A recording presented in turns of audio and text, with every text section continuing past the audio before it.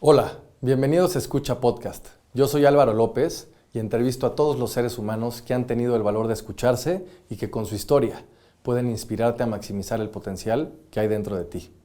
Si quieres ver el podcast, puedes encontrarlo en YouTube como escucha-mx o bien seguir escuchándolo en Spotify. Para más información sobre escucha, visite a nuestro sitio web en www.escuchamx.com. Hoy entrevisté a Rodrigo Dávila, músico, compositor y productor. Rodrigo y yo platicamos sobre sus inicios en la música clásica hasta su evolución como compositor y líder de una de las bandas más icónicas de la escena pop rock en México, Motel. En esta conversación, Rodrigo reflexionó sobre la importancia de la intuición y cómo seguirla. Hablamos de su experiencia al convertirse en papá y el impacto de la familia en su creatividad y su incursión en la creación de música para películas. Además, Rodrigo habló sobre su proyecto como solista, donde explora nuevas facetas de su arte y ofrece una perspectiva más íntima y personal de su música. Si quieres descubrir cómo la pasión, la autenticidad y la constancia pueden abrir caminos y superar retos inimaginables, no te pierdas esta conversación llena de inspiración y aprendizajes. Si quieres saber más sobre Rodrigo y sus proyectos, síguelo en Instagram como RodrigoDAV o MotelMX. Eran niños y jóvenes realmente profesionales y virtuosos. Y yo ahí choco con una realidad de que yo no tocaba como ellos tocaban. Sí tenía aptitudes, sí tenía conocimiento, pero estaba de alguna manera, no sé si rezagado es la palabra. Este podcast es presentado por OTV. En OTV Productions se especializan en transformar ideas en videos corporativos, publicitarios y comerciales de alta calidad. Su enfoque está en crear estrategias audiovisuales que capturen la verdadera esencia de cada empresa. Y lo mejor de todo, están tan seguros de la calidad de su trabajo que garantizan al 100% la satisfacción del cliente. Si el video no resulta ser como lo imaginaste, te devuelven tu dinero sin preguntas ni trucos. Si necesitas cualquier contenido audiovisual para tu empresa, contáctalos en www.otv.com.mx. Este podcast es presentado por Público. Público es una compañía mexicana con 7 años en el mercado que se dedica a operar y desarrollar espacios de trabajo en la Ciudad de México. Si estás interesado en tener las mejores oficinas para tu equipo en términos de espacio, diseño y tecnología, visita publi.co.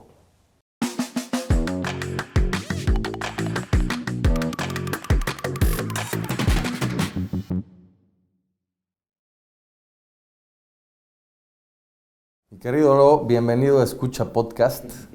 Es un placer tenerte aquí. No solamente porque me considero un gran admirador tuyo en la parte musical, pero sino porque creo que eres una gran persona. Desde el día uno que te conocí, pues siempre me abriste literalmente las puertas en cuanto a consejos, en cuanto a mentorías, que platicaremos más adelante. Entonces, me encanta tenerte aquí en Escucha y que compartas con nosotros pues, un poquito más de tu historia y de quién eres. Pues el gusto es mío, qué padre estar aquí, felicidades por este proyecto y pues encantado de ser parte. Gracias, mi Ro. Pues para empezar, Sí. Me encantaría entender y saber quién es Rodrigo Dávila, quién es Roca y quién es Ronca. ¿De dónde sacaste el ronca? Solo ubico a una persona que me dice así cada vez que habla conmigo, que es mi hermano. Es una variación del roca que me lo pusieron en la primaria. Literal me acuerdo hasta del amigo que me puso ese apodo. En quinto de primaria yo me cambio de escuela, bueno, me cambian de escuela porque nos mudamos de casa y pues era una escuela bien padre. Y ahí un amigo que iba en sexto de primaria me bautizó como Roca. Entonces, pues es el apodo que se me quedó con los años. Las personas, digamos, más cercanas a mí, con una pues, relación 100% de amistad, es como me llaman. Y pues en el fondo es la misma persona, ¿no? Nada más en entornos distintos, ¿no? Pues Rodrigo, pues es pues la persona que me ha tocado pues vivir, ¿no? Desde que tengo conciencia o desde que tengo memoria. Rodrigo Dávila Chapoy.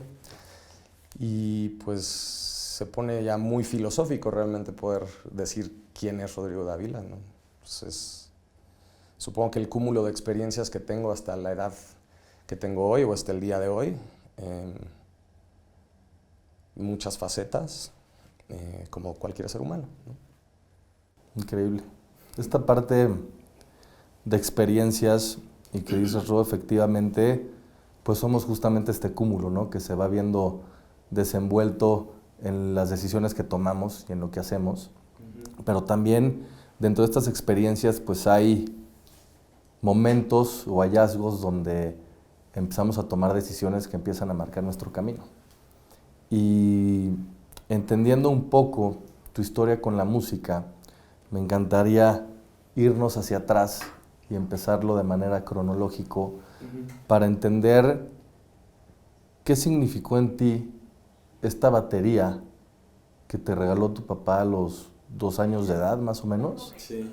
Y a partir de eso, cómo cambió y empezó como este trayecto musical. Pues bueno, ese hecho, que curiosamente hace poquito lo platiqué con mi papá y con otro amigo que pues, estábamos comiendo los tres, de alguna manera refuerza una cosa que creo que es previa, ¿no? Que a mí me tocó nacer en una casa musical. Mi papá deja la música entre sus 30s, 40s o deja de dedicarse a la música, pero él, pues cuando yo nací, él era un cantante y un compositor pues al 100% de su tiempo. Entonces yo siento que desde que llegas al mundo, pues el entorno en el que naces es un entorno que te va moldeando, de alguna manera te va aventando señales. Y pues ese hecho creo que es un hecho más contundente o más concreto, que es, pues te regalan un juguete, que no nada más es un juguete, sino pues tiene pues características de una disciplina que más adelante después pues fui descubriendo otras cosas, ¿no? Soy un pésimo baterista, no hay forma de que yo pueda seguir el ritmo en una batería. Pero años después esa batería se convirtió en clases de música, siempre de una forma pedagógica, ¿no? No había como tú vas a ser músico, o sea, no existía eso. En mi casa lo que existía era un amor a la música, una apertura a que los niños aprendiéramos música, porque no era nada más para mí, era para mi hermano también. Pablo. Ajá, para Pablo. Y eso creo que se traducía en hechos pues más como concretos, como que en lugar de ir a la clase de fútbol en las tardes, íbamos a una escuela de música. Y simplemente como un complemento pedagógico prácticamente. Yo así es como siento que lo veían mis papás. Y lo que a mí me acabó pasando es que en la infancia me di cuenta que empezaba como a entender cosas del lenguaje musical, ¿no? O sea, como que era afinado, en las clases de solfeo pues podía distinguir las notas. Cuando me pasaron una guitarra, ahí sí me di cuenta que podía tocar los acordes y llevar de alguna manera el ritmo de una canción mientras cantaba. Entonces como que ahí fui encontrando que para ciertas cosas dentro de la música sí tenía aptitudes, no como con la batería, ¿no? Ahora, cuando pues somos muy chicos, bebés, evidentemente tenemos un instinto en donde estamos reconociendo el terreno, tú lo ves con tus hijos, yo lo veo con el mío, y creo que fácilmente te puedes dar cuenta si hay una inclinación hacia algún gusto en particular. Puede ser la música, o pueden ser superhéroes, o puede ser lo que esto signifique. ¿Qué tanto hay en esta inspiración musical, en esta temprana edad, con Yuri y el oso panda? Porque hay algo ahí que creo que te marcó. Me encantaría como entender un poco más. Pues no lo recuerdo ¿Qué tanto. significó esto, no? Digo, si lo recuerdas, eras muy chico. Sí, pero es un poco como una de esas historias que más bien te acuerdas por lo que platican tus papás, ¿no? Ok.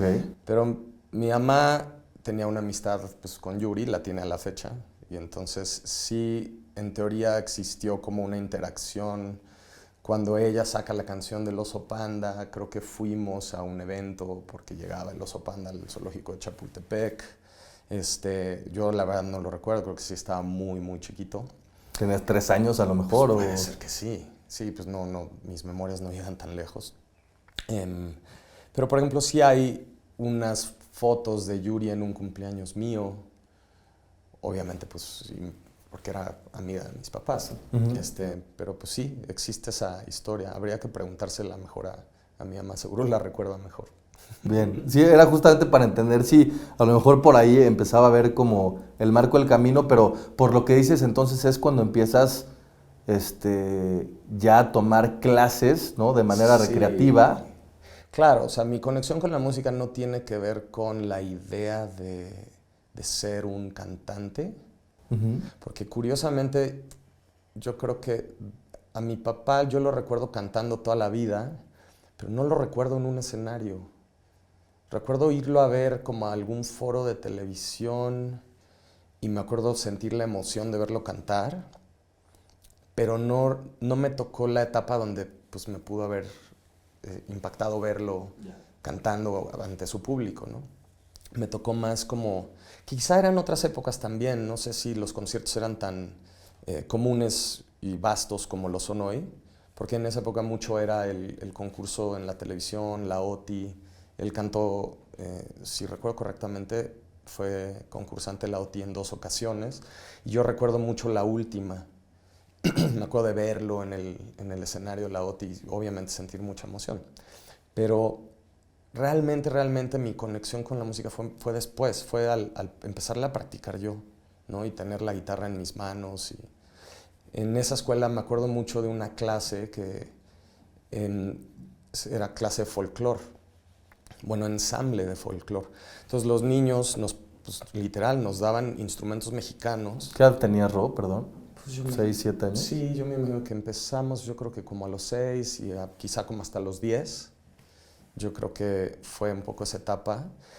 Y era padrísimo porque pues aprendías a tocar una jarana, una vihuela, una guapanguera, que todos son derivados de la guitarra, y aprendías canciones mexicanas. Y me acuerdo que esa era mi clase favorita, porque todos nos juntábamos y era un ensamble y era, órale, todos vamos a tocar el cascabel o la llorona, y pues era padrísimo. Yo creo que ahí empecé como a sentir la emoción de hacer música, ¿no? De lo que pasa con tu cuerpo y tu conciencia cuando en el momento estás haciendo música.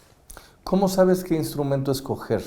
Es decir, empiezas a tocar la guitarra, empiezas a tocar el piano, violín, por ahí, pero pues cuando eres pequeño estás experimentando, ¿no? A ver cuál te gusta. Decías, la batería, pues como que le pegué, no conecté, me di cuenta que no era bueno, pero entendí el piano de otra forma, la guitarra. ¿Cómo fue tu acercamiento ya para empezar a tomar la decisión de cuál es el instrumento que querías como desarrollar?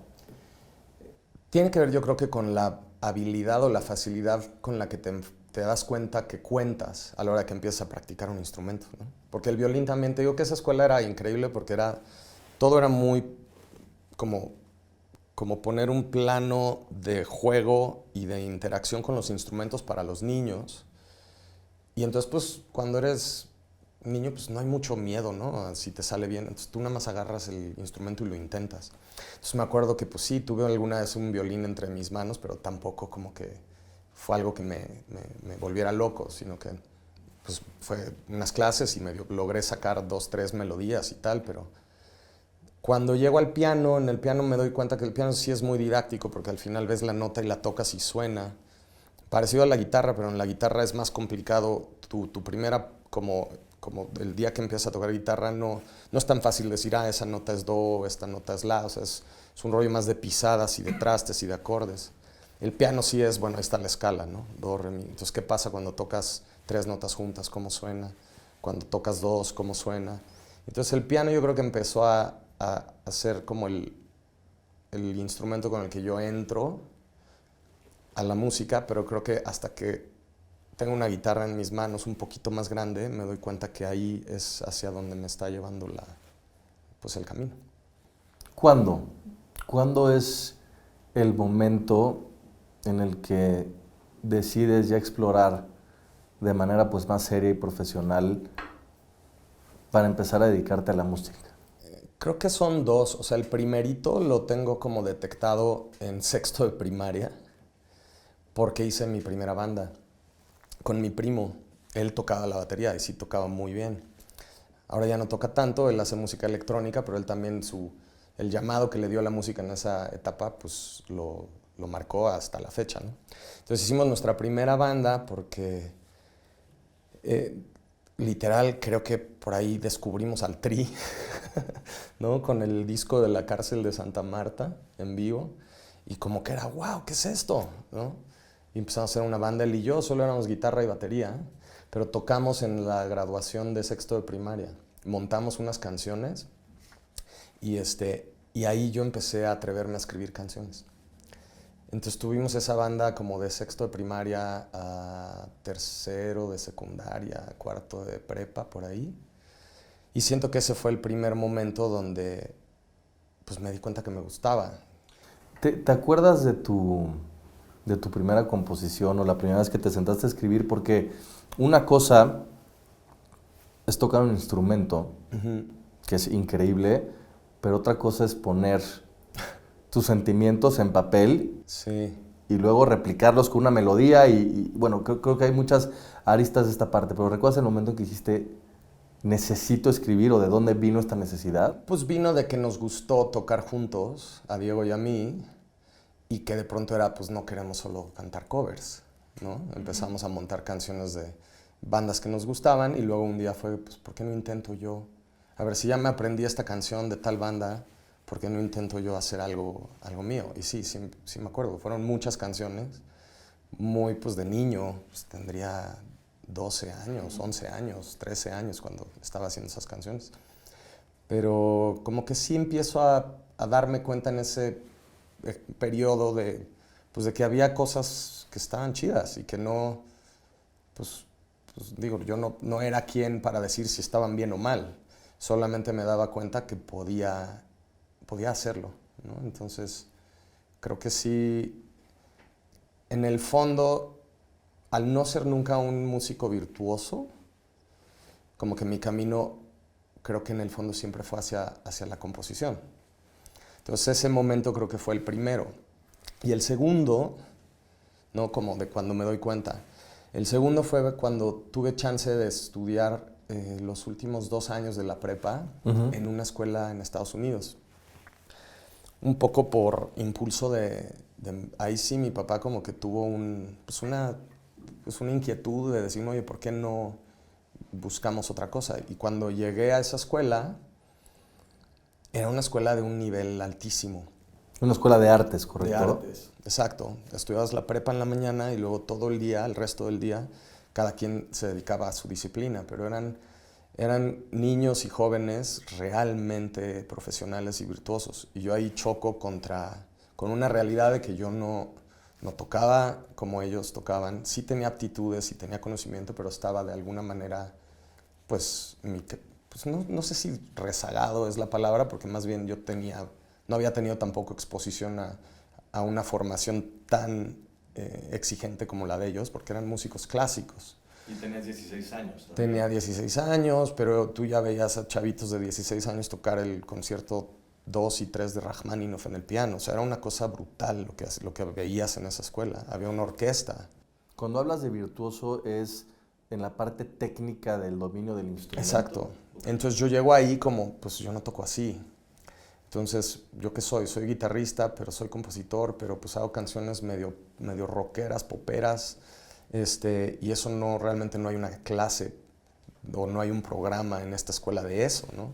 ¿Cómo es este choque, Ro? Perdón que te interrumpa, porque, no sé, estás en secundaria, prepa, seguramente te pasaba que eras el que tocaba la guitarra, cantabas bien, ¿no? Galán, y dices, wow, pues aquí es lo mío, me gusta, me quiero dedicar a esto, y de repente chocas con pared y empiezas a ver a manera internacional lo que dices, ¿no? Que hay gente que toca muchísimo mejor y que no estás en ese nivel. Es fuerte, o sea, sí me acuerdo que fue fuerte. Lo tomé para bien y en lugar de tirarme a la tristeza y a la depresión, me puse a estudiar. Entonces fueron años donde avancé muchísimo, no que me pusiera al nivel para nada, porque pues no es, al final tampoco fue mi camino, pero sí fueron años en donde me dediqué mucho a aprender a tocar mejor la guitarra Mi instrumento era guitarra clásica, entonces aprendí a tocar la guitarra clásica. Yo no sabía tocar guitarra clásica, no tenía ni las uñas largas, ¿no? Un guitarrista clásico tiene que tener las uñas largas y yo no tenía ni las uñas largas.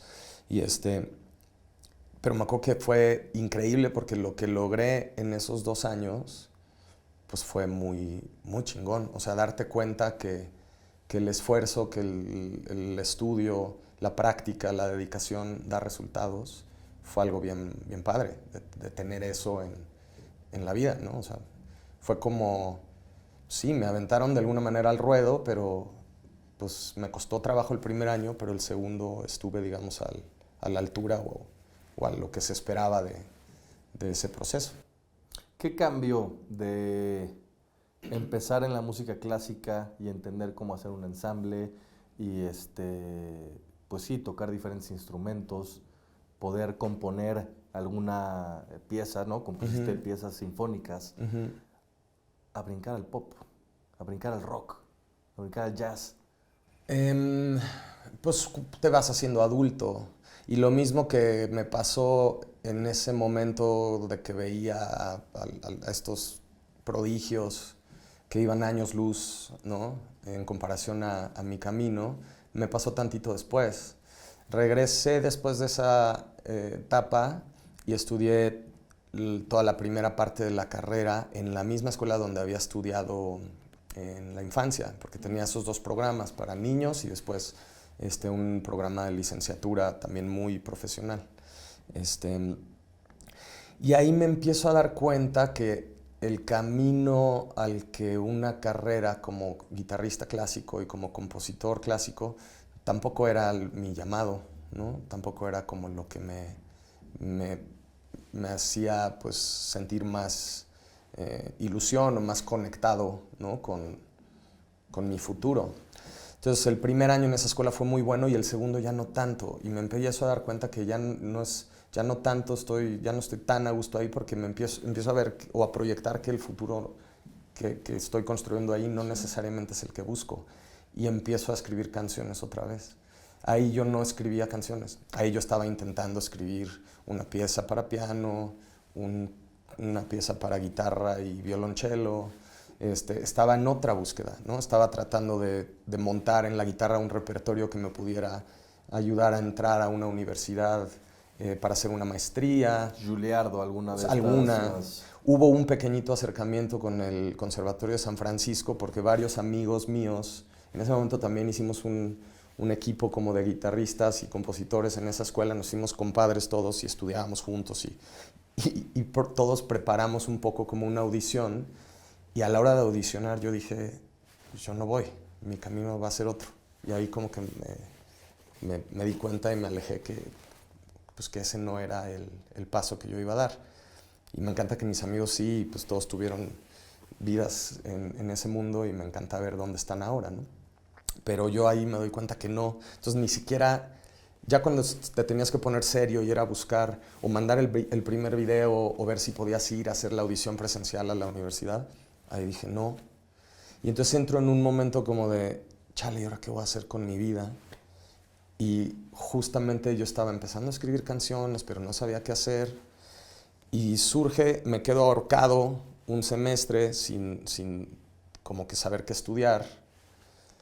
Ahí sí me acuerdo que dentro de toda la dinámica familiar como con mis papás era, bueno, tú quieres hacer música, padrísimo, pero prepárate, ¿no? Sí había una exigencia de... académica. Ajá, de pues, güey, no sé si a los 18 o 19 estás listo para nada más hacer canciones, entonces pues preparémonos, ¿no? O busquemos una preparación más académica.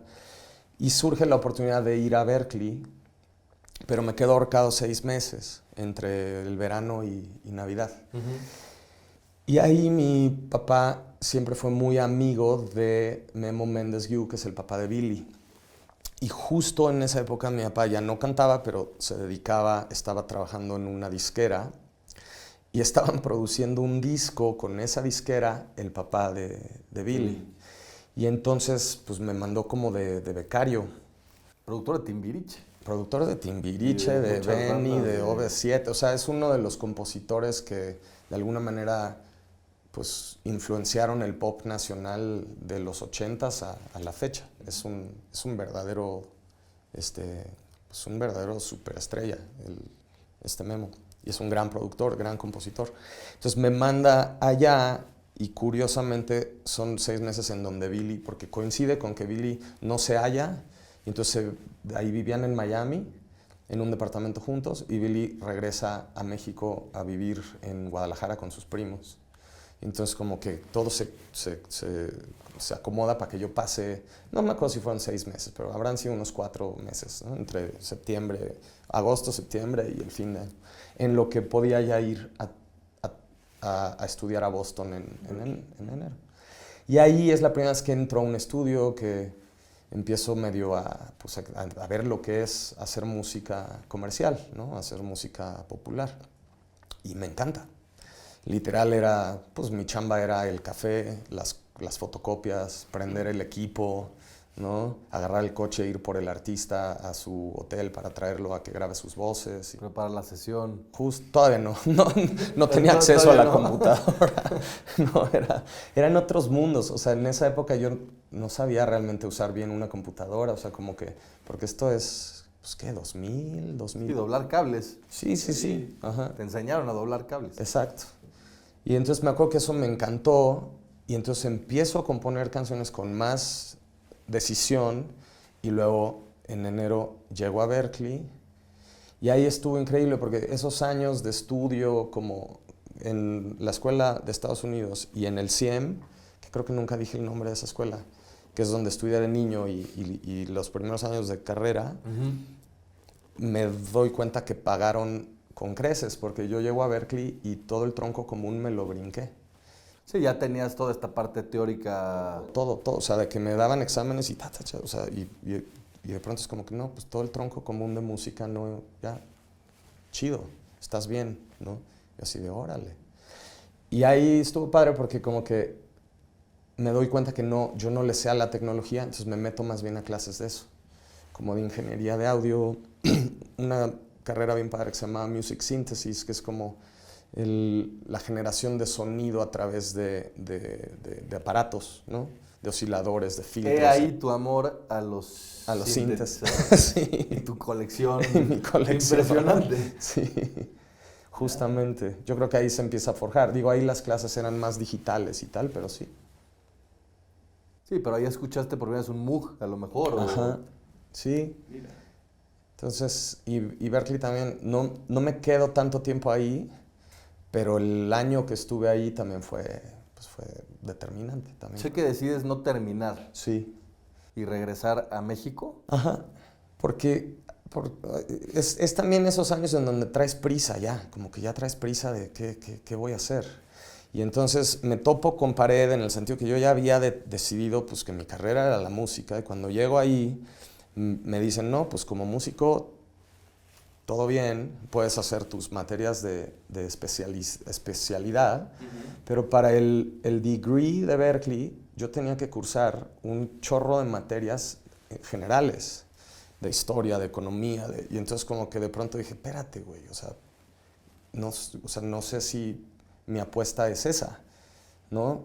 Cuando estás joven tienes una certeza de que todo lo que vas a hacer va a salir como lo imaginas.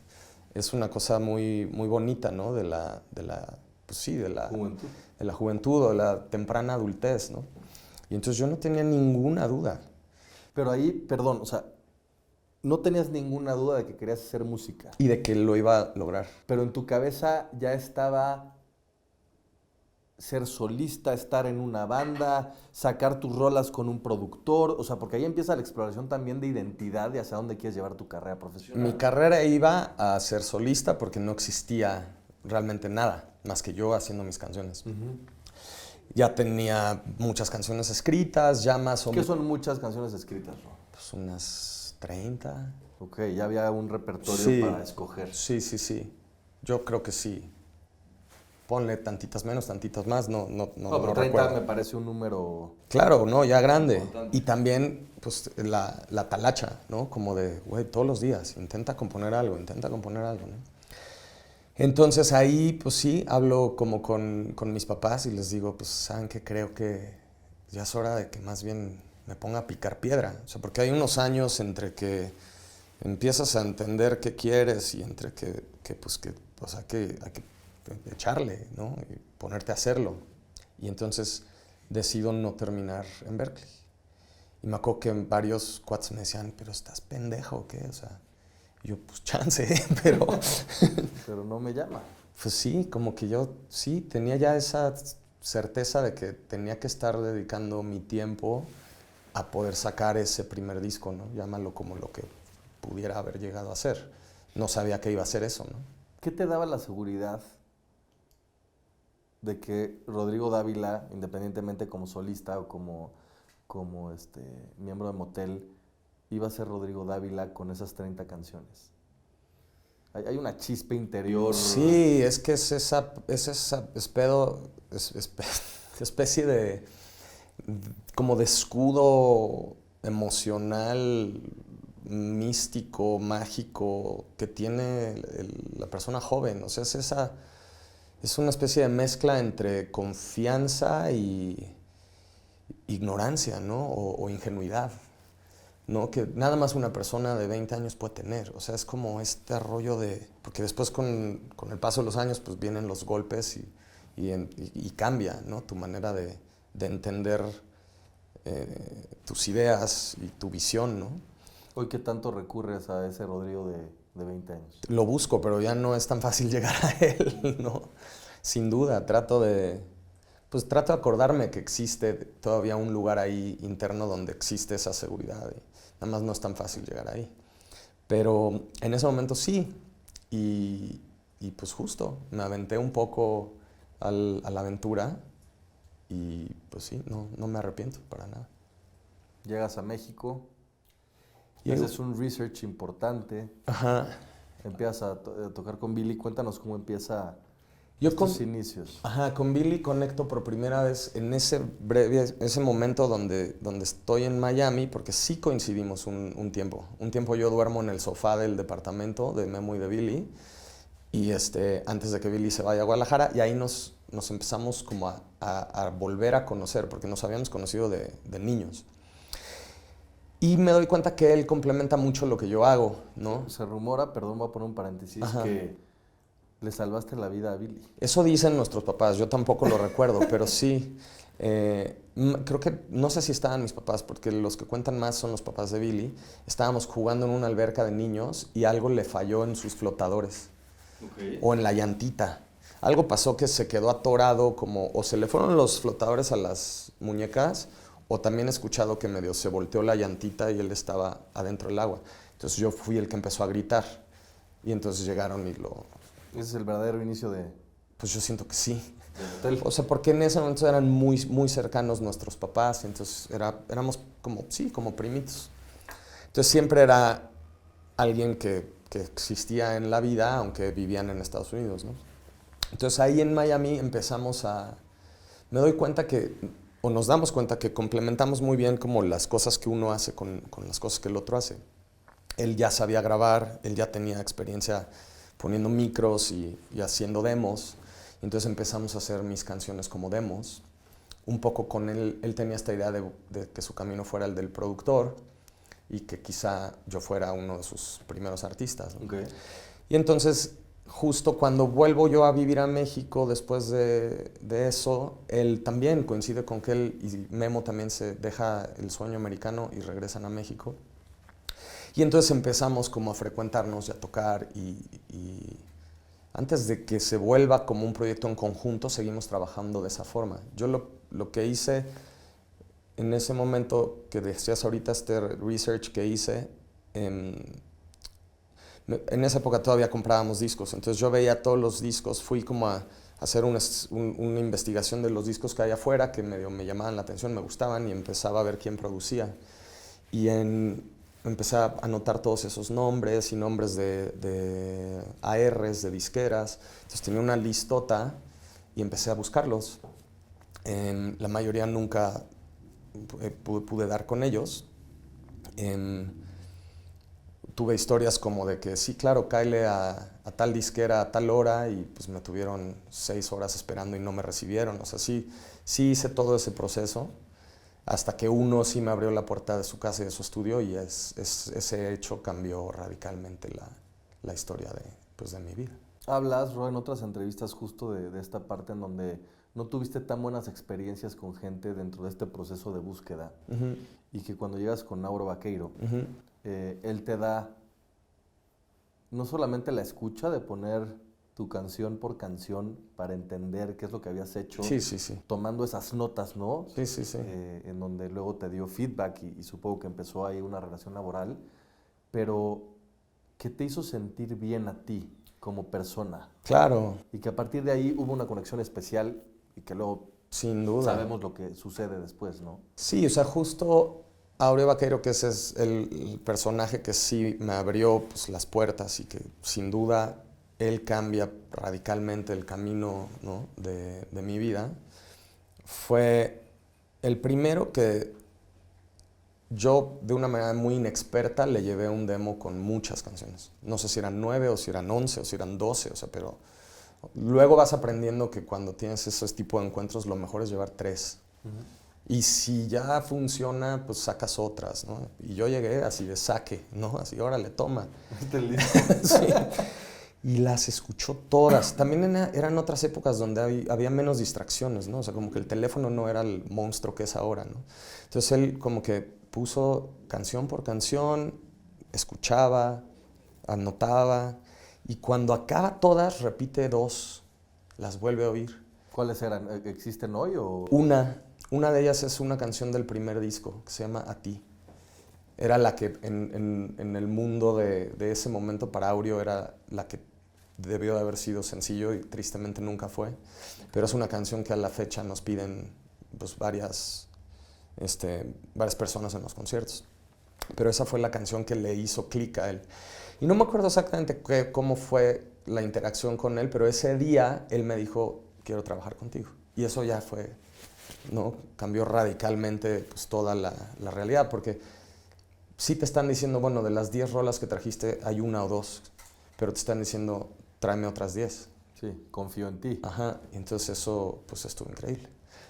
Empieza un proceso ya pues, muy largo, muy como detallado, pero lo terminamos logrando, ¿no? O sea, en ese proceso iba a ser yo solo, luego banda, luego otra vez yo solo, luego 2, luego, ¿no? O sea, como que fueron años como de ir ajustando cómo se da pues, cómo se da el objetivo.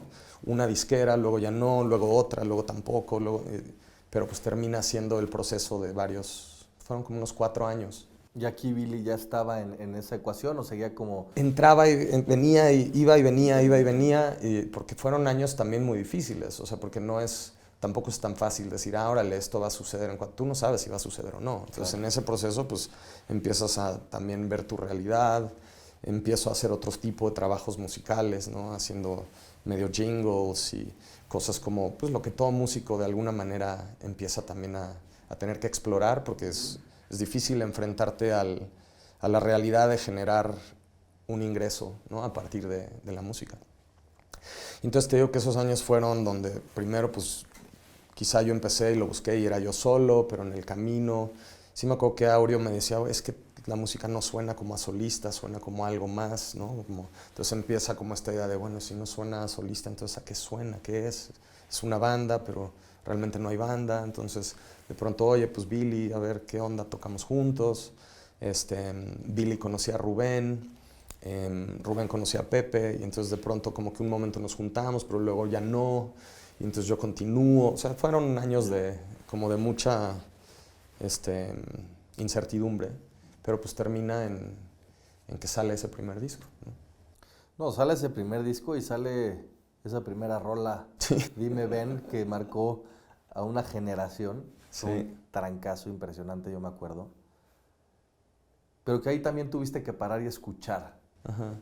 Era una canción que compusiste como balada. Sí, era una balada. A mitad de tiempo, de lo que como la conocemos hoy en día. Sí, sí. Y trabajan para que sea justamente una versión mucho más rockera, popera. Esa es la mano de Aureo Vaqueiro. O sea, como que era ese momento en donde lo que estaba pegando era King, era Coldplay, entonces tenían otro tipo como de energía. Y ¿Resistencia a cambiar tu rola de lo que era? en un momento sí, sin duda. Porque yo tenía, esa canción la escribí, me acuerdo el día que la escribí. Me llevó mi papá a ver a Paul McCartney. Yo nunca había visto a Paul McCartney. Y y llegué tan emocionado a la casa que me fui directo al teclado que tenía, a ponerme audífonos y a componer. Y salió esa canción. Entonces para mí siempre fue una canción en donde yo cantaba tocando el piano. Yeah. Y de pronto es como que, cabrón, no, pues esto... Pero por otro lado, pues la visión y la mano de Áureo Baqueiro, pues que por algo es quien es, ¿no? Pues un toque de humildad ahí también. Claro, no, bueno. De saber decir, ¿no? Y sobre todo en tu primer disco de decir, pues bueno, voy a confiar. Sí. Y bueno, pasó lo que pasó, que... Pasó lo que pasó. Sí fue una avalancha esa canción. Sin duda. Sigue el proyecto de Motel, empiezan con un segmento mucho más popero, Ajá. ¿no? Como lo que decías, un poco más como King, o a lo mejor un poco más como los inicios de Coldplay. Pero luego dan un buen volantazo a lo que ustedes se imaginaban como siempre habían querido que fuera Motel, que fuera a lo mejor de una escena mucho más rockera, sí. Con más guitarras, con más sintes, y viene como esta parte del segundo disco y luego ya lo que conocemos en la diferente trayectoria. ¿Cómo les fue con esta parte de pues cambio de paradigma, sobre todo para la gente? Sí es difícil porque en ese momento siento que fue muy bien recibido todavía el segundo disco. Y Te Vas, ¿no? Y Te Vas fue muy bien recibida, luego sacamos 1, 2, 3 y también como que gustó. Pero sin duda no tuvo el impacto que tuvo el otro momento, ¿no? Son ese tipo también como de cosas que te vas dando cuenta con el tiempo, que pues no, hay cosas que te superan, que no entiendes por qué pasan. Pero pues en el fondo lo que te guía es esa creencia de que tienes que hacer lo que te dicta tu interior, ¿no? Y entonces nosotros como que nunca nos concebimos como un proyecto que tenía que sonar igual. Siempre nos imaginamos que podíamos construir un proyecto que podía ser camaleónico, ¿no? Y de pronto modificar cosas, añadir instrumentos, jugar a hacer de pronto una canción más bailable, como lo hicimos después en Prisma, por ejemplo. Y pues siento que a nosotros internamente nos funcionó maravillosamente. Al proyecto pues no te sé decir, porque nunca hicimos la otra opción, ¿no? Claro. Que la otra opción era quedarnos en ese lugar intentando replicar ese primer disco una y otra vez. Al final Motel ha tenido pues creo que altibajos, creo que es un proyecto que por unos años fue un proyecto muy sólido, por otros nos hemos medio desaparecido, pero en el fondo siento que estamos tranquilos, ¿no? Con el lugar que ocupamos y el proyecto que hemos podido pues, ir construyendo con el tiempo. No, y se ve. Y creo que esto que dices es muy interesante, ¿no? Como que siempre lo pensamos como un proyecto camaleónico. Sí. Y de pronto estamos acostumbrados a encasillar, ¿no? De manera muy rápida a decir, esto suena como esto, entonces lo pongo en esta caja, entonces así debe sonar. Si suena diferente, entonces probablemente lo rechace. Pero creo, digo, aquí ya estamos hablando de creencias, pero creo que pues esto se da por la parte de enjuiciar o querer acomodar algo donde creemos que debería estar, pero no necesariamente se creó así, ¿no? Exacto, y como que yo siempre he admirado a artistas que no le tuvieron miedo a la exploración, ¿no?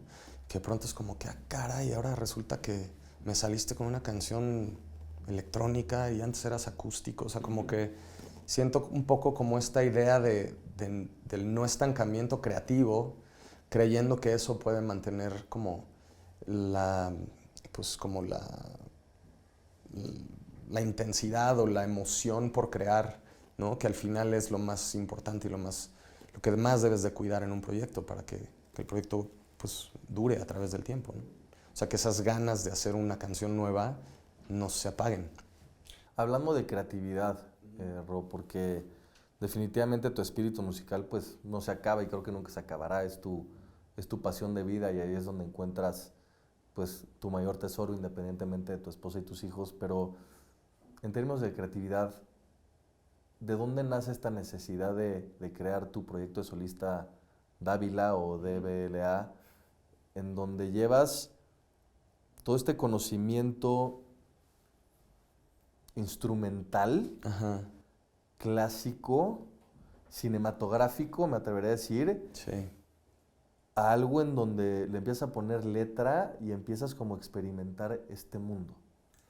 Justo porque con todo y que Motel nos atrevimos a hacer cosas muy artísticas, igual hay gente que no tiene ni idea porque pues, es difícil que escuchen esas canciones en los discos, ¿no? Pero desde el segundo disco ya empezamos a hacer canciones por ahí que duraban 7 minutos y después en el tercero hay una que dura casi 9. O sea, como que traíamos ese rollo como de explorar. Hay un punto por ahí después en donde me empiezo a dar cuenta que yo tengo ganas de hacer música todavía más, pues... ¿Contemplativa? Pues sí, es música no comercial, ¿no? Ujú. O sea, porque tampoco es que sea música abstracta o música rara, ¿no? O sea, no lo es, nada más es música un poquito menos... Mainstream. menos mainstream, o sea, con menos características de radio comercial, ¿no? Ujú. Y no la quiero bloquear, ¿no? No quiero bloquear eso. Y eso fue algo que empecé a sentir cuando empecé a hacer scores. Cuando empecé a hacer scores empecé a sentir una emoción enorme por la música que empezaba a crear, especialmente en películas en donde se me daba libertad total, ¿no? de qué tipo de composición hacer. Y entonces empiezo a darme cuenta que esa música me apasiona y me inspira demasiado y que no la quiero nada más pues, dejar ir, ¿no? Sino que la quiero pues, convertir en algo. Y ahí nace este proyecto, que es un proyecto que llevo construyendo ya varios años, pero que todavía realmente no logro ni siquiera como que lanzar correctamente, ¿no? Nunca lo he tocado, porque tampoco he encontrado pues que logre prender una chispita, ¿no? En cuestión de escuchas y de gente que le pudiera interesar irme a ver, ¿no? Pero es algo que pues como que no lo abandono, como que estoy ahí construyéndolo, poniendo música afuera, esperando, pues tener el valor próximamente ya de treparme a un escenario y tocarlo en vivo. Ajá. ¿Estas composiciones vienen de la parte cinematográfica de lo que haces cuando compones el score de una película? Sí. ¿Son extractos o son...? Porque entiendo que en 2017 hiciste un tema de canción de cuna y justo, como esta parte, pero luego hay otro disco, ¿no? Que es más conceptual. Son exacto, como 2 etapas. Son 2 EPs que he sacado nada más. Uno se llama Canciones de Cuna y Luna y otro se llama Dual. Canciones de Cuna y Luna sí nace de una canción que escribo a partir de un tema que compuse para Camino a Marte. Okay. Camino a Marte es una película de mi compadre Beto Hinojosa, con quien he hecho muchos scores y que prácticamente a él le debo el dedicarme a hacer scores, porque un día me invitó de la nada. Me dijo, oye, ¿no quieres hacer el score de mi película? Y a partir de esa película, más directores vieron mi trabajo y me empezaron a involucrar en sus proyectos, ¿no? Entonces, en Camino a Marte yo escribo un tema que es un tema de los que se escuchan recurrentemente durante la película y me quedo con la cosquilla de convertirlo en canción. Y escribo una canción que se llama Luna. Y entonces, de alguna manera, esa canción me abre como esta idea de hacer canciones de cuna para mis hijos, porque justo estábamos esperando a Martina. ¿Tu primera hija? Mi primera hija. A partir de ahí compongo más canciones y lo termino cerrando en 5 canciones, que es un EP que se llama Canciones de Cuna y Luna, que sale, digamos que el proceso empieza cuando estamos esperando a Martina, pero lo continúo y sale un poquito más cerca de cuando Jacinto va a nacer. Entonces son 5 canciones que de alguna manera les hice a los 2 y que también, digo, una manera ahí medio romántica, como personal, sí se las ponía para dormirlos. Qué bonito. Y les cantaba de pronto y como que sí fue un proyecto bien, pues bien personal. ¿Cómo cambia esta composición o esta manera de componerlo ahorita lo dijiste, ¿no? Pues, de componer para Motel en esos años, a componer para tus hijos o inclusive la canción de Siempre tú a Mane, ¿no? Que se la compusiste en el disco Prisma. Prisma, justo. Sí, Siempre tú se la escribí a Mane, justo pues digo, le he escrito más canciones, ¿no? Pero esa fue como... Sí, como la más clavada. Pues es que fue el momento y entonces de alguna manera pues la canté el día de mi boda. O sea, como que fue digamos que la que le puso el sello. Pues tú como compositor siempre terminas hablando de ti, ¿no? No hay forma que no lo hagas. Aunque alguna vez escuché, no me acuerdo, no me acuerdo quién fue, voy a regarla si digo el nombre, pero alguien decía pues que de pronto no sentía que le pasaban cosas tan emocionantes y entonces que imaginaba cosas de otras personas para hacer sus canciones. Y me identifiqué mucho yo con eso, ¿no? Yo no he tenido una vida como de tantas cosas, aventuras o vida extrema en ningún momento, ¿no? Entonces de pronto mucho de lo que escribo es algo que imagino cosas o y saco inspiración de situaciones o de eventos o de cosas que leo, pero evidentemente pues en el proceso de poner tu sello en una letra, pues sacas algo tuyo. Entonces llega un punto en donde mi vida pues termina siendo muy sencilla, en el sentido de que estoy casado, tengo hijos y las cosas más importantes de mi vida pues son esas 3 personas, ¿no? Y todo lo que conlleva esa vida. Entonces de pronto busco pues replantear mis canciones, no replantear, pero esa idea personal termina siempre colándose a los temas que empiezo a escribir, ¿no? En esta etapa. Ro, si no te dedicaras a la música, ¿qué estarías haciendo hoy en día? Híjole, no tengo ni idea. ¿Ser golfista profesional? No hay forma. Mejor. No, porque no es algo que... Eso solo si empiezas de niño. Dicen que eres muy bueno. Dicen que soy bueno, pero nada que ver. No, agarré esa afición ya tarde y sí es algo que me encanta. Paso el tiempo haciéndolo pues lo más que puedo porque es una actividad que me centra mucho, que me desconecta de las ansiedades y las preocupaciones de la vida. Pero no lo sé, o sea, tuve un pequeño momento también como adolescencia en donde me gustó pintar mucho. Y medio lo empecé a hacer y me gustó y quizá pudo haber sido un camino, pero no, al final no es algo que me marcara tanto como el hacer música. Entonces, espero seguir haciendo música hasta el día que muera, sin duda. Hoy, Ro, ¿qué significa para ti el budismo dentro de esta como etapa más adulta, dejando un poco pues estos picos de éxito musical y lo que decías ahorita, un poco poniendo las prioridades de nuevo en su balanza con tu familia, con Mane? Pues así como de niño, ahorita que hablábamos de la batería y luego la guitarra y luego no saber tocar bien el piano y de pronto darme cuenta que mi lugar en la música era más la parte del compositor o del cantante.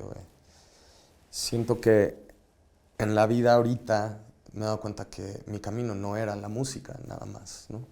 Es una parte o es un vehículo, pero mi camino es otro y es mi experiencia como humano.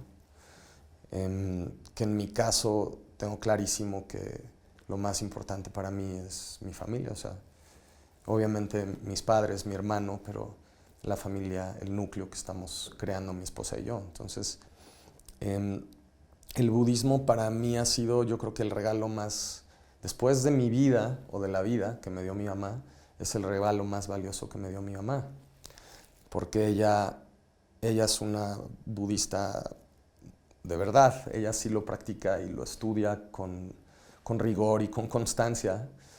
Yo espero poder encauzar mi vida para poder llegar a un nivel de práctica como el que lleva mi madre. Pero ese regalo que me dio cuando tenía 18, 19, que es cuando empiezo como a explorar ese camino, aunque no lo lleve yo a ese nivel de práctica que lo llevan personas mucho más serias, sí es mi ancla espiritual y sí es como si estuvieras flotando en el océano sin saber a dónde ir y solo hay una boya, ¿no? Y te agarras, eso es, ¿no? O sea, es al final un espacio de información, de práctica, de laboratorio de vida que a mí lo único que me ha dado es bienestar. y eso pues sí, lo agradezco muchísimo. Y esto que dices, pues es interesante, ¿no? Porque estas anclas, ¿no?, que necesitamos de pronto para hacer tierra, pues son sumamente importantes y las podemos encontrar en prácticas, en personas, les llaman luego personas vitamina, ¿no? De la gente que te hace bien y como que te hace brillar. Y así te describe la gente, Ro, como un líder nato, como alguien fiel, como un gran amigo, como una gran pareja, con una sencillez increíble. Y creo que lo reafirmo y te lo quería decir porque dentro de las conversaciones que hemos tenido a través de los años siempre ha estado como esta buena cara, esta escucha, esta observación, y creo que eso es lo que pues tú das al mundo y lo que has compartido con tu música, y creo que es padre también decirlo desde una manera personal y desde una manera como alguien subido en un escenario, porque este tipo de personas y estos músicos como tú tienen esta responsabilidad muy bonita que creo que lo hacen con mucho gusto, y bueno, nada más creo que era importante que lo supieras. Y bueno, para terminar, mi querido Ro, quería preguntarte una última pregunta, valga la redundancia, pero Perfecto. entender cuál es tu superpoder y cómo este impacta al mundo. Híjole. Ay, caray, no lo sé.